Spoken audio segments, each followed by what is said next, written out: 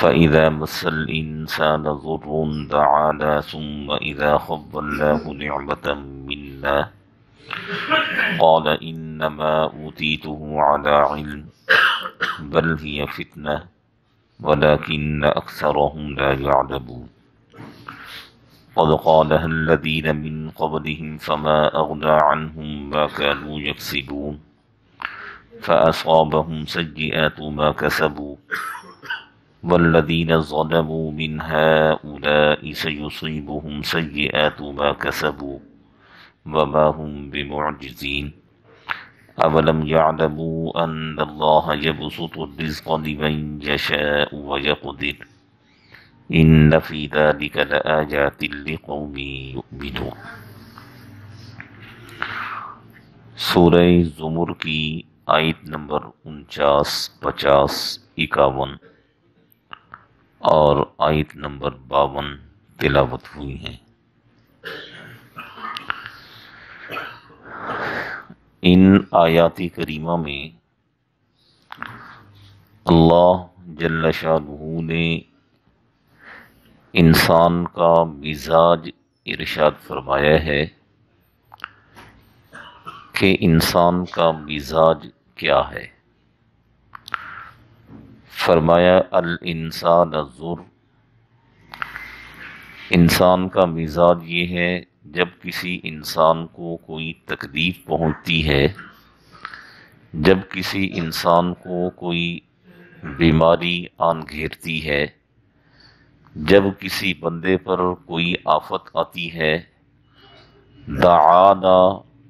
تو وہ بڑی چاہت کے ساتھ، بڑی لجاجت کے ساتھ، بڑی عاجزی کے ساتھ اور بڑی آہو زاری کے ساتھ ہماری بارگاہ میں پیش ہو جاتے ہیں۔ ثم اذا خولناہ نعمۃ منا، پھر جب ہم اسے اپنی طرف سے نعمت عطا فرما دیتے ہیں، ہم اپنا فضل فرما دیتے ہیں، ہم اس پر مہربانی کر دیتے ہیں، ہم اس کی تنگی کو دور کر دیتے ہیں، اس کی بیماری کو ختم کر دیتے ہیں، اس کی پریشانی کو ختم کر دیتے ہیں، اس کی آفت کو اور مصیبت کو ٹال دیتے ہیں، تو اس وقت یہ انسان کہتے ہیں انما اوتیتہ علی علم، یہ تو میری اپنی کاریگری کی وجہ سے، میرے اپنے فن کی وجہ سے، میرے اپنے ہنر کی وجہ سے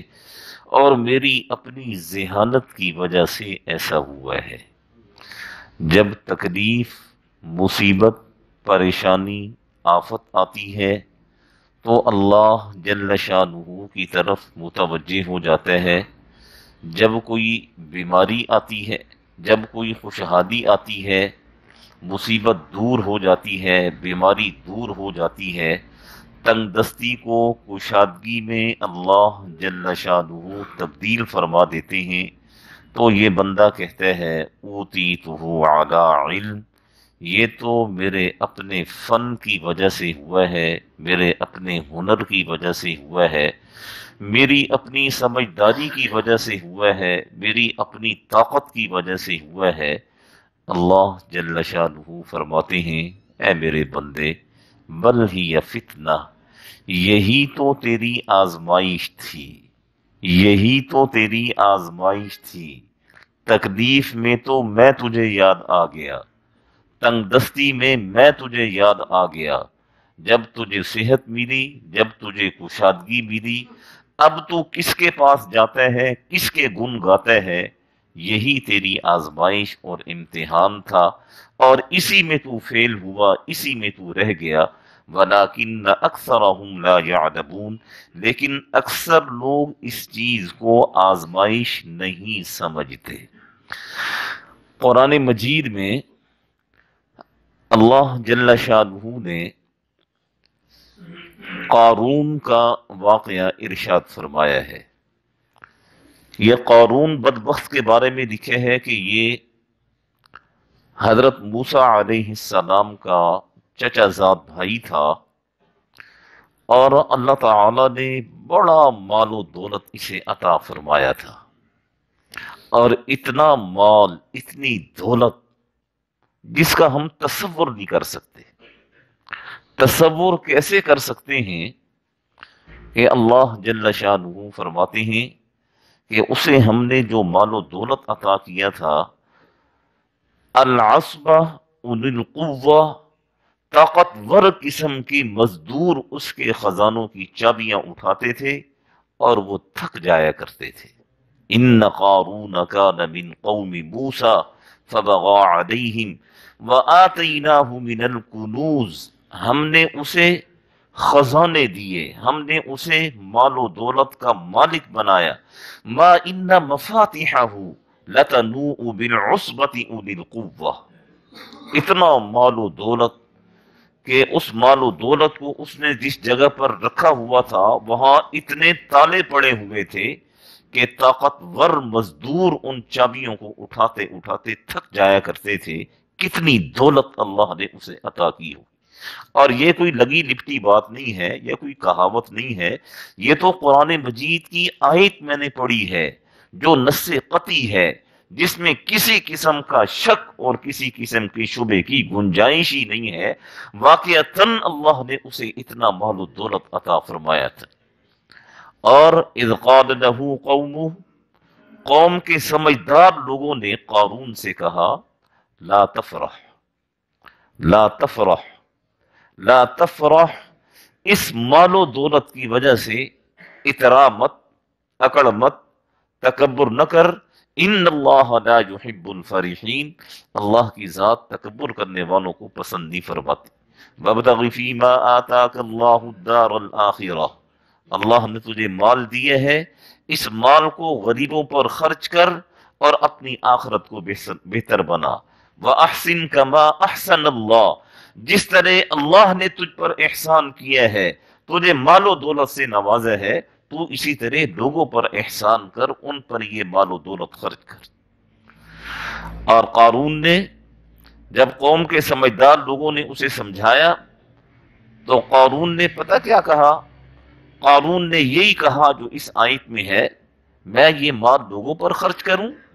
یہ کوئی ایسے ہی مجھے مل گیا؟ انما اوتیتہ علی علم عندی، یہ تو میری اپنی سمجھ کی وجہ سے مجھے ملا ہے،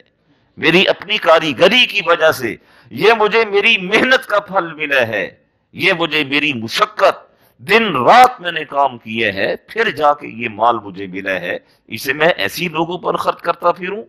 تو اللہ جل شانہ فرماتے ہیں کہ جب تکلیف پہنچتی ہے، جب کوئی بیماری آتی ہے، پھر تو میرے در پہ بھاگتے ہو، اور جب میری ذات تم پر کوئی فضل اور مہربانی کر دے، پھر اس وقت تمہیں اپنی کاریگری یاد آ جاتی ہے، پھر اس وقت تمہیں اپنی بازو قوت پر اتنا اعتماد اور بھروسہ ہو جاتا ہے کہ تم یہ کہتے ہو اوتیتہ علی علم، یہ ہماری اپنی طاقت کی وجہ سے ہوا ہے، یہ ہماری اپنی قوت کی وجہ سے ہوا ہے، یہ ہماری اپنی ذہانت اور فطانت کی وجہ سے ہوا ہے۔ اللہ جل شانہ فرماتے ہیں میرے بندے سمجھ اس چیز کو، بل ہی یا فتنہ، یہی تیرے لیے آزمائش ہے کہ آسانی میں، سہولت میں، جب تیرے پاس رزق وافر ہے، اس وقت تو اپنے رب کو یاد کرتا ہے یا نہیں کرتا، یہی تو تیرے لیے آزمائش ہے۔ تکلیف میں تو ہر کوئی حقیقی معبود کی طرف دوڑتا ہے، پریشانی میں تو ہر بندہ حقیقی رب کو پکارتا ہے۔ مشرکین مکہ جب ان پر کوئی قحط آیا کرتا تھا تو وہ کہا کرتے تھے کہ ہم محمد کے رب کو پکارتے ہیں۔ فرعون کی قوم پر جب اللہ پاک کی طرف سے آزمائشیں آئیں، تکلیفیں آئیں، تو فرعون موسیٰ علیہ السلام سے کہا کرتا تھا، اے موسیٰ اپنے رب سے کہو اس عذاب کو ہم سے ٹال دے، ہم تجھ پر ایمان لائیں گے۔ تکلیف میں، مصیبت میں تو ہر بندہ وہ رب کی طرف متوجہ ہوتا ہے، لیکن کمال یہ ہے کہ سہولت میں، عافیت میں، صحت میں، مالدار ہونے کی حالت میں انسان اپنے رب کی طرف متوجہ رہے، یہ کمال کی بات ہے۔ اور اللہ جل شانہ فرماتے ہیں وَلَٰكِنَّ أَكْثَرَهُمْ لَا يَعْلَمُونَ، لیکن اکثر لوگ اس چیز کو سمجھتے ہی نہیں ہیں، اکثر لوگ اس چیز کو جانتے ہی نہیں ہیں، اکثر لوگوں کا اس طرف رجحان ہی نہیں ہے کہ یہ جو مہربانی، کرم، فضل، مال، دولت مجھے ملا ہے، یہ میرے رب کی عطا ہے، میرے رب کی طرف سے مجھے دیا گیا۔ اور یہی چیز مشرکین مکہ میں تھی، مشرکین مکہ میں یہی کہا کرتے تھے، یہ ہمیں سرداری، ہمیں وراثت میں ملی ہے، یہ سرداری ہمیں اپنی طاقت اور قوت کی وجہ سے ملی ہے، یہ سرداری ہماری اپنی سمجھ بوجھ اور اسی طریقے سے عقل اور دانش کی وجہ سے ہمیں ملی ہے، یہ کوئی اللہ کی عطا تھوڑی ہے۔ اللہ جل شانہ فرماتے ہیں ان سے کہہ دو قالها الذین من قبلہم، ان سے پہلے لوگوں نے بھی ایسے ہی کہا۔ قارون کا واقعہ ابھی میں نے عرض کیا ہے، اس بدبخت نے یہی کہا تھا انما اوتیتہ علی علم عندی، میرے پاس جو کچھ ہے یہ میری اپنی ذات کی وجہ سے ہے، میری اپنی محنت کی وجہ سے ہے۔ تو اللہ جل شانہ نے وہاں اسے فرمایا اولم یعلم، کیا یہ جانتا نہیں ہے ان اللہ قد اہلک من قبلہ من القرون، کہ اس سے پہلے اللہ نے کتنی قوموں کو تباہ فرمایا ہے، ایسی قومیں من اشد منہم قوہ، جو طاقت اور قوت میں ان سے بڑی ہوئی تھی، طاقت اور قوت میں ان سے زیادہ تھی۔ یہ کیا چیز ہے؟ تو مشرکین مکہ کو اللہ جل شانہ یہی چیز فرما رہے ہیں۔ جب ان سے یہ کہا جاتا ہے تو یہ کہتے ہیں یہ ہماری اپنی محنت کی وجہ سے ہے، تو اللہ فرماتے ہیں انہیں کہہ دو من قبلہم، ان سے پہلے لوگوں نے بھی ایسا ہی کہا، فما اغنی عنہم ما کانوا یکسبون، جب اللہ کا عذاب ان پر ٹوٹا پھر ان کی کوئی کاریگری ان کے کسی کام نہ آئی، پھر ان کا کوئی فن ان کے کسی کام نہ آیا، پھر ان کا کوئی ہنر ان کے کسی کام نہ آیا۔ اور جب اللہ جل شانہ کی پکڑ، اللہ جل شانہ کا عذاب آتا ہے، پھر انسان کا دماغ وہاں کام نہیں کرتا ہے، پھر انسان کی صنعت، انسان کی حرفت وہاں ناکام ہو جاتی ہے۔ قرآن مجید میں اللہ جل شانہ نے ایک قوم کا ذکر فرمایا ہے، قوم سبا، لقد کان لسبأ فی مسکنہم آیہ جنتان عن یمین و شمال، اللہ جل شانہ نے انہیں بڑے باغات عطا فرمائے تھے، اور پانی ذخیرہ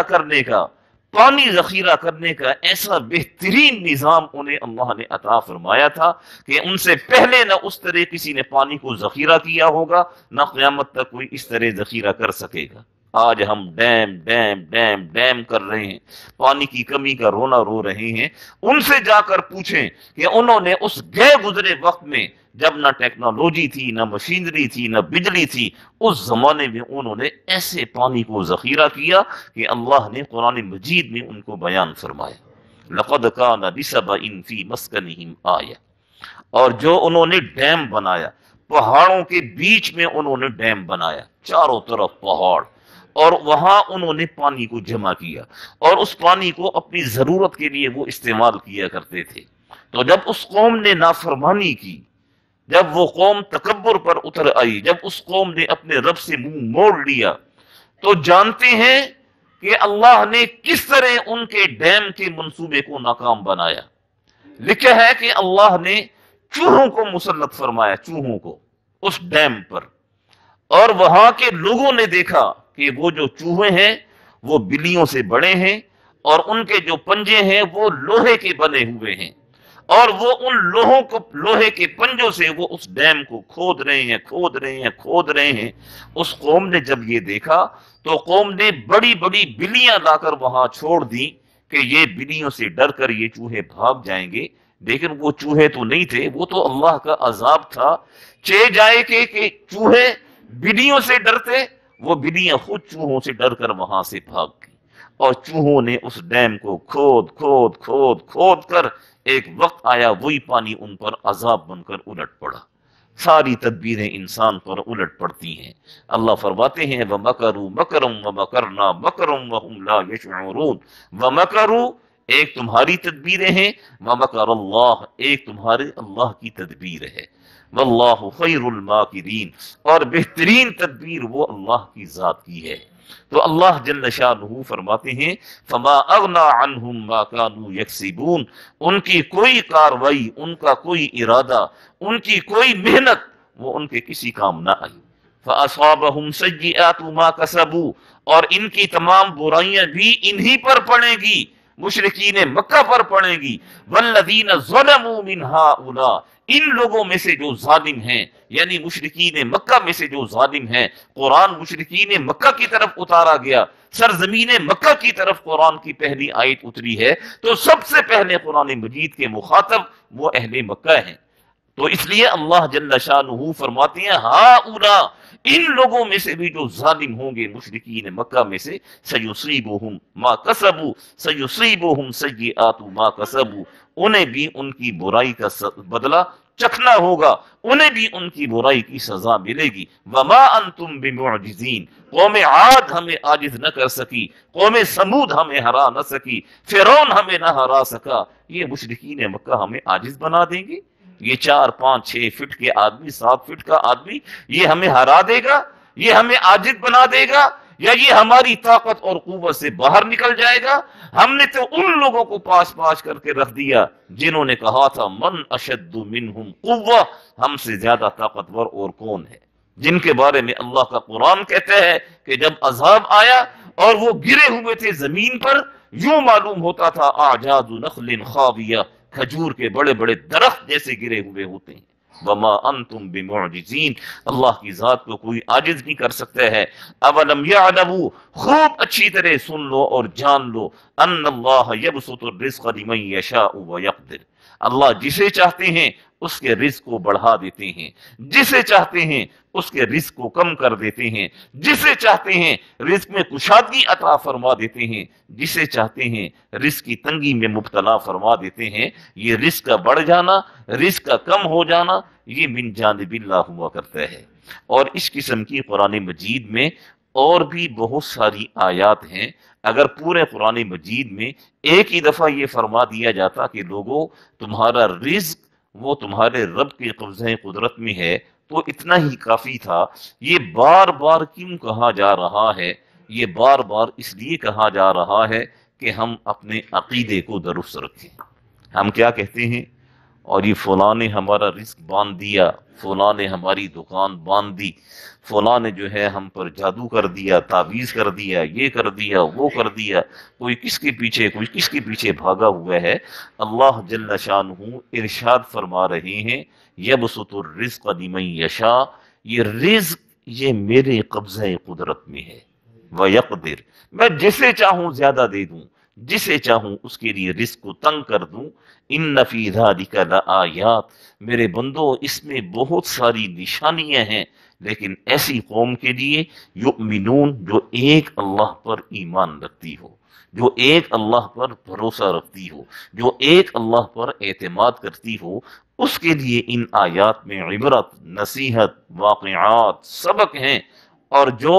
بسنی انسنی کرنے والی قوم ہو تو کر رہی ہے، کرنے دو، آئندہ بھی اگر کرے گی تو ایسے ہی پھر نظام چلتے رہیں گے جس طرح کے چل رہے ہیں، اور ہر آدمی جو ہے وہ پیٹا جا رہا ہے، ہر آدمی پریشان ہے، یہ پھر اسی طریقے سے چلتا رہے گا۔ اگر ہم اپنے عقائد کو درست رکھیں اور صحیح معنی میں اپنے رب پر توکل اور بھروسہ رکھیں تو وہ رب کسی بھی مقام پر کبھی بھی کسی بھی بندے کو انشاءاللہ ثم انشاءاللہ شرمسار نہیں ہونے دے گا۔